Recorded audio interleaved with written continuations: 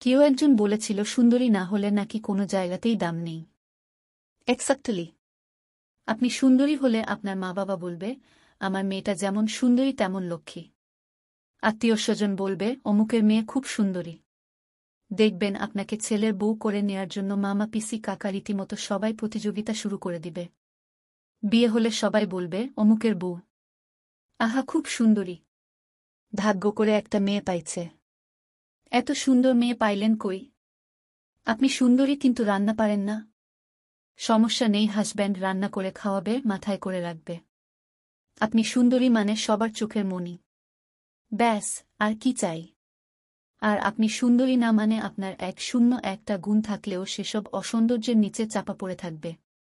সুযোগে আপনার মা বাবাও কথা শুনিয়ে দিবে, দুশ্চিন্তায় থাকবে, আপনার জন্য একটা ছেলে দেখে বিয়ে দিতে পারলেই দায় সারা। পড়াশোনায় একটু ভালো হলে মা বাবা আশা করে বসে থাকবে কবে একটা চাকুরি পাবেন আর কবে বিয়ে হবে। বিয়ের জন্য ছেলের বয়স বেশি? সমস্যা নেই, কোনো ছেলে আপনাকে বিয়ে করতে রাজি হয়েছে এই ঢের। বিয়ে হলেও লোকে বলবে, কি মেয়ে বিয়ে করাইলেন, আপনার ছেলের সাথে মানায় নাই। আমারে বলতেন সুন্দর একটা মেয়ে দেখে দিতাম। আপনি সুন্দরী না, আত্মীয় স্বজনও আপনার দোষ খোঁজায় ব্যস্ত থাকবে। কালো হলে তো কথাই নাই। আপনার সব গুণ মাটি। আপনি পছন্দের একটা রঙের জামা পরলে বলবে, এটা কি পরেছিস, তোকে মানায় না।